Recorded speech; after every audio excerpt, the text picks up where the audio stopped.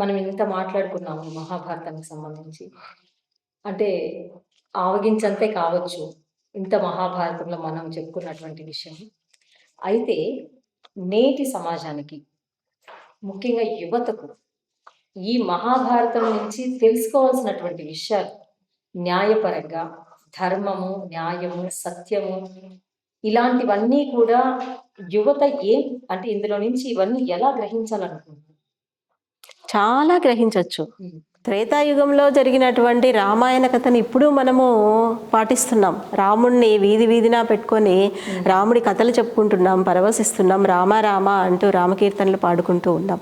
అలాగే ద్వాపర యుగంలో జరిగినటువంటి కథ మహాభారతాన్ని, శ్రీకృష్ణుని దేవుడిగా మనము నిత్యం కొలుస్తూ ఉన్నాము.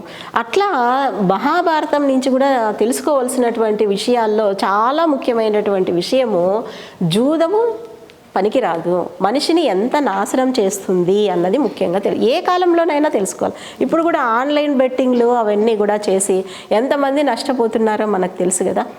అదేవిధంగా జూదగారులు కూడా ఎంతమంది ఇంట్లో వస్తువులు, సామాన్లు ఇంట్లో భార్యకు కూడా తెలియకుండా తీసిపోయి కుదవ పెట్టి అట్లాంటివన్నీ చేసే వాళ్ళని కూడా మనం చూస్తున్నాం. ఎన్నో సంసారాలు వీధిన పడినాయి ఈ విధంగా జూదం అనేటువంటి ఒక చెడ్డ అలవాటు ఉండటం వల్ల. మహాభారత యుద్ధం అంతటికీ ముఖ్యమైన ఘటన ఇదే కదా.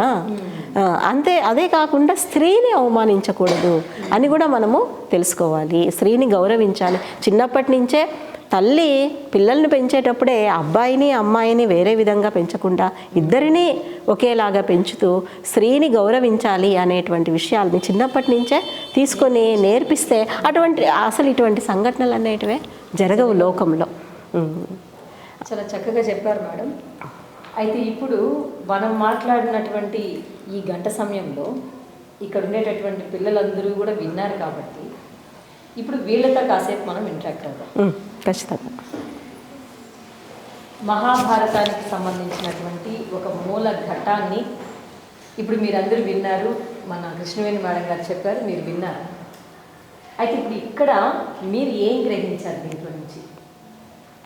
మీకు ఏమన్నా సందేహాలు ఉంటే అడిగి తెలుసుకోవచ్చు. ద్రౌపదికి స్వయంవరం ఇచ్చారు అని చెప్పారు. ఆమె స్వయంవరం వల్ల ధర్మరాజు వాళ్ళని పాండవులని పెళ్లి చేసుకుంది.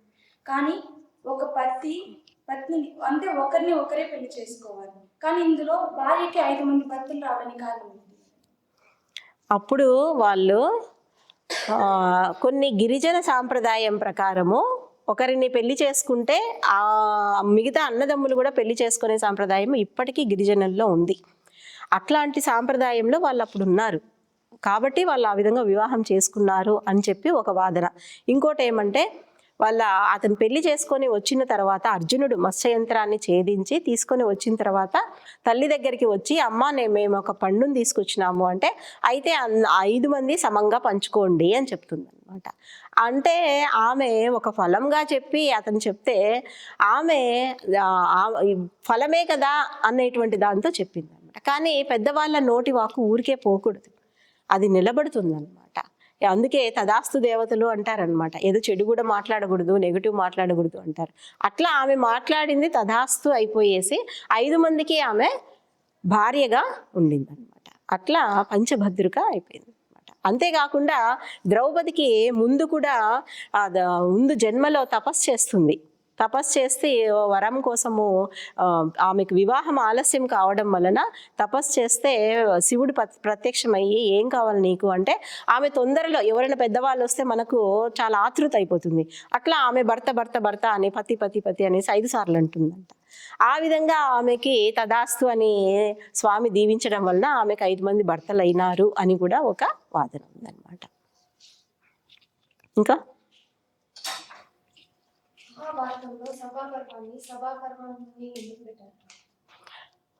మొత్తము మనకు ఈ మహాభారతం జరిగేది కథ అంతా కూడా సభలోనే.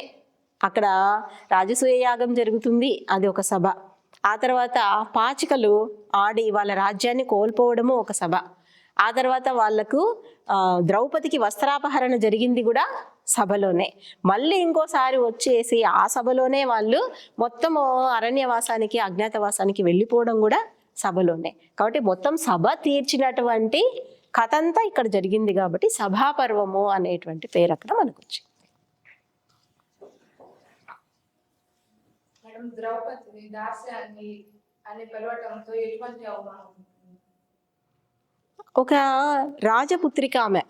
ఆ రాజపుత్రిక కూడా ఆమె యజ్ఞం ద్వారా పుట్టింది. యజ్ఞముల వలన ఆమె అయోజని అంటారనమాట. అట్లా పుట్టినటువంటి దుష్టద్యుమ్నుడు తర్వాత ద్రౌపది ఇద్దరు కూడా పుట్టినటువంటి వాళ్ళు అనమాట. అట్లా పుట్టినటువంటి అంత గొప్ప పుట్టుక ఉన్నటువంటి స్త్రీ దేవతా స్త్రీ అని చెప్పి చెప్తారంట. అయోనిజ అంటే ఎటువంటి ఒక స్త్రీ పురుషునికి పుట్టినటువంటిది కాదు, యజ్ఞం ద్వారా బయటికి వచ్చినటువంటిది. ఆ రావడం పాపగా కాదనమాట, స్త్రీగా స్త్రీ రూపంగా పుట్టినటువంటి వ్యక్తిగా ద్రౌపదిని చెప్తారు. అటువంటి ఆమెని తీసుకొని వచ్చి ఆ విధంగా నువ్వు దాసివి, మా ఇల్లు దుడుద్దురా అని అంటే అది ఎంత అవమానం కదా. కాబట్టి అది ఖచ్చితంగా అవమానకరమైనటువంటి విషయమే. జరాసంధుని వధ జరిగినప్పుడు తనని చీల్చి అంటే రెండు భాగాలుగా వేయకుండా ఒక భాగాన్ని ఎడమ వైపు ఇంకో భాగాన్ని కుడి వైపు వేయడానికి కారణం మళ్ళీ వేస్తే మళ్ళీ అతుక్కుంటాయి కదా, అందుకని ఏదో ఒక సందేశం ఉంది. ఇప్పుడు మనకు జరాసంధుడు పుట్టుకనే 2 భాగాలుగా పుట్టినాడు కదా. 2 భాగాలుగా పుట్టినవ్వడం వలన వాటిని రెండిటిగా ఇట్లా విడదీసి వేస్తేనే వాళ్ళకు మళ్ళా శక్తి అనేది ఉండదు, అందుకని విడదీసి వేస్తారు. మామూలుగా మూల మహాభారతంలో రెండిటిగా మల్ల యుద్ధంలో రెండిటిగా విడదీసి వేసినారు అని అన్నారు. కొన్ని దాంట్లలో ఈ వైపు ఆ వైపు వేసినారని చెప్పి చెప్తారు అనమాట. ద్రౌపది దాసిగా పనిచేసింది కదా మేడం, తను పాచకులాడి దాసి కాలేదు కదా. ధర్మరాజు పాచకులు ఆడడం వల్ల తను దాసిగా వెళ్ళింది. ఇప్పుడు మనం ఏమన్నా ఒకరేమన్నా అంటే మనం బాధపడతాం కదా మేడం, అలా తను ద్రౌపది ధర్మరాజుని ఏమన్నా కోపపడడం తన పైన ఏమన్నా చేస్తాం? చాలా బాధపడింది. అస్సలు రావడమే ఆ జుట్టు పట్టుకొని ఈడ్చుకొని వస్తూనే ధర్మరాజును ఒక చూపు చూసింది, నువ్వు ఈ విధంగా చేస్తావా, ఇంత అవమానం తీసుకొని వస్తావా అని చాలా ఉగ్రరూపంతో చూసిందనమాట. అసలు మామూలుగా చెప్పాలంటే ఆమెకున్న శక్తికి ఆమెకున్నటువంటి ఆమె ఇందాకే చెప్పాను కదా అయోనిజ అని, మొత్తము ఆమె కానీ ఒకసారి అనుకుంటే మొత్తము ఆ కౌరవులే నాశనం అయ్యే వాళ్ళంట. కానీ భర్తల యొక్క పౌరుషాన్ని కాపాడడం కోసము ఆ విధంగా ఆమె చెయ్యలేదు అని కూడా చెప్తారనమాట. మనకు రామాయణంలో కూడా చెప్తారు. రామాయణంలో ఆంజనేయుడు వచ్చి అడుగుతాడనమాట, నువ్వు రామ్మా సుందరాకాండలో నువ్వు వచ్చి నా భుజాల మీద కూర్చుంటే నేను తీసుకొని వెళ్ళిపోతాను అంటే, లేదు లేదు రాముడు రావాలా, అతడి పౌరుషంతోనే రావణుని ఓడిచ్చే తీసుకొని పోవాలని. మరి ఇక్కడ కూడా ఇంత జరిగింది కదా, ఆమెకు కూడా అంత శక్తి ఉంది ద్రౌపదికి కూడా. అయినా కానీ ఆమె ఎందుకంటే వీళ్ళు యుద్ధం చేసి వీళ్ళే గౌరవంతో రాజ్యాన్ని పొందాలి అనేటువంటి ఉద్దేశంతో కూడా ఆమె తన యొక్క శక్తిని అక్కడ చూపించలేదు. తర్వాత నువ్వు క్వశ్చన్ అన్నావు దాసిగా అని, ఆమె దాసి కాదు. దాసిగా ఒప్పుకోకపోవడానికే కదా నేను దాసినా అని ఆమె నిలబడింది. ఆమె ఒప్పుకోలేదు కాబట్టే నేను ఎట్లా దాసిని అవుతాను. అసలు ధర్మరాజు నన్నోడి తన్నోడని అన్నాడు కదా, దానికి అసలు అర్థం ఏంటంటే ధర్మరాజు ఓడిపోయినాడు అంటే ఏమి, ధర్మరాజే ఒకడికి దాసి కదా. మరి దాసి భార్యను మళ్ళీ నీకు ఒడ్డేయడానికి నీకు హక్కు ఎక్కడుంది? ఆమె స్వతంత్రురాలు, నువ్వే దాసివి, నీకు భార్య అయినంత మాత్రాన ఆమె దాసి కాదు అనే ప్రశ్నకి నా ప్రశ్నకు సమాధానం చెప్పండి అని అడిగింది కదా. ఆ ప్రశ్నకు సమాధానం వికర్ణుడు కూడా అదే అడుగుతాడు, విదురుడు కూడా అదే అడుగుతాడు, భీష్ముడు కూడా అడిగితే భీష్ముడు ఏమని చెప్తారు కదా, మీరు కూడా ఇందాక అడిగినారు ఆ సభలో మౌనం ఎందుకు వహించినారు అన్న దాంట్లో కూడా భీష్ముడు ఒక మాట అంటాడు, అమ్మా నీ ప్రశ్నకు సమాధానం మేం కాదు చెప్పాల్సింది, నీ భర్తనే, ధర్మరాజు మాత్రమే ధర్మరాజు అని కూడా అన్నాడు, యుధిష్ఠిరుడు చెప్పాలి అంటాడు. మళ్ళీ ధర్మం అనేటువంటి దాన్ని తప్పి అతను జూదం అన్నాడు కాబట్టి యుధిష్ఠిరుడు మాత్రమే చెప్పాలి అని అంటాడు. అంటే ఏమి చేసింది అంతా అతనే అని చెప్పడం. ఇంకొకటి ఏమంటే ఇది తరువాత మొత్తం వినాశనానికి దారి తీస్తుంది, వంశనాశనానికే. ఈ అధర్మం అంటే ద్రౌపదిని అవమానించడము, ద్రౌపదిని దాసిగా చేయడము, ఆమెను ఆ విధంగా తీసుకొని రావటము అన్నదన్నమాట. కాబట్టి ఈ మూల ఘట్టం అంతా కూడా ఆ ద్రౌపదిని అవమానించడంలో చాలా చాలా ఈ యుద్ధానికి దారితీస్తుంది. ఆమె దాసి కానే కాదన్న వాదనే. విదురనీతి. విదురుడు చాలా ధైర్యంగా ఒక రాజు దగ్గర పనిచేసేటువంటి మంత్రిగా మాత్రమే కాకుండా భీష్ముడు మాట్లాడలేకపోయినా, ద్రోణుడు మాట్లాడలేకపోయినా, వాళ్ళ గురువైనటువంటి కృపాచార్యుడు మాట్లాడకపోయినా విదురుడు ఖండించినాడు. అసలు జూదమే తప్పు, అందులో మోసం చేసే జూదం అసలే తప్పు, మీరు వంశం నాశనం అవుతారు అని చెప్తే కూడా ఏమన్నారు తెలుసా? నువ్వు ఎప్పుడు పాండవ పక్షపాతివి పో, నువ్వు దుర్యోధనుడు అంటాడు ఒడిలో పెట్టుకున్నటువంటి పాము లాంటి ఓడివి అంటాడు విదురుడిని. అంత నిందలు మోపి కూడా చేసినా కానీ ధైర్యంగా నిలబడి ఎప్పటికప్పుడు ఖండిస్తూనే ఉన్నాడు. ఎప్పటికప్పుడు ఆ రాజ్యాన్ని కాపాడాలని తపన పడుతూనే ఉన్నాడు.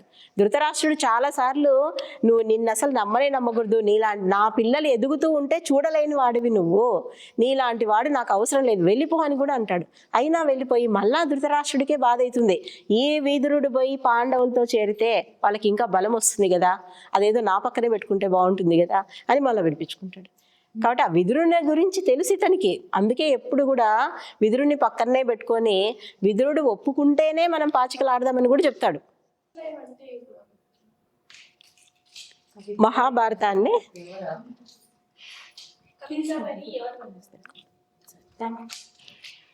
కవిత్రయమో నన్నయ్య తిక్కన ఎర్రన.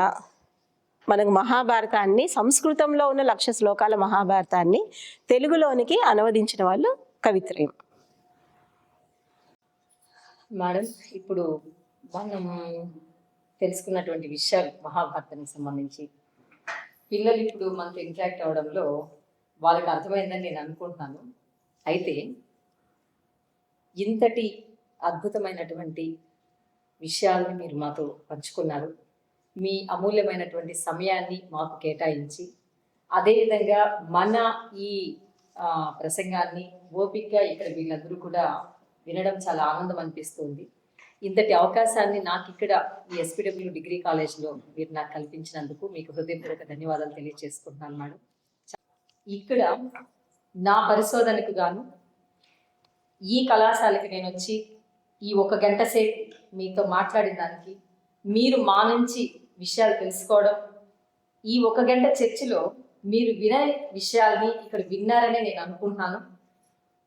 ఈ విషయాలు మీరు నేర్చుకోవడం కాకుండా ఇప్పుడు మీరు ఇంటికి వెళ్ళిన తర్వాతనో లేదా హాస్టల్లోనో మీ ఫ్రెండ్స్తో డిస్కషన్ చేస్తారని కూడా నేను అనుకుంటున్నాను.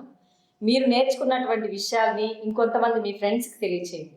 అసలు మహాభారతం ఎందుకు చదవాలి, అందులో ఏ విషయాలు అయితే ఉన్నాయి అనేది మీరు తెలుసుకున్నారు. కాబట్టి మీరు ఇప్పుడు కేవలం 1 పర్వంలో విషయాలు మాత్రమే మీరు తెలుసుకున్నారు, అది కూడా కొన్నే తెలుసుకున్నారు. ఇట్లా మహాభారతంలో 18 పర్వాలు ఉన్నాయి. ఈ 18 పర్వాల్లో ఉండేటటువంటి విషయాలన్నీ కూడా ఎప్పుడో ఒకప్పుడు జీవితంలో మీరు తెలుసుకోవాలని నేను కోరుకుంటున్నాను మనస్ఫూర్తిగా. ఇటువంటి ఈ కార్యక్రమాన్ని చేపట్టడానికి, ఇలా ఇంతమంది విద్యార్థులతో నేను మాట్లాడడానికి నాకు అవకాశం కల్పించినటువంటి మా శ్రీ పద్మావతి మహిళా విశ్వవిద్యాలయం యాజమాన్యానికి, ఈ నా కార్యక్రమానికి, ఈ యజ్ఞానికి నాకు సహాయ సహకారాలు అందిస్తున్నటువంటి సిఎన్ఎఫ్ సిబ్బందికి మరొకసారి హృదయపూర్వక ధన్యవాదాలు తెలియచేసుకుంటూ ఇంకొక కార్యక్రమంలో మళ్ళీ మీ ముందుకు వస్తాను. అంతవరకు సెలవు, నమస్కారం.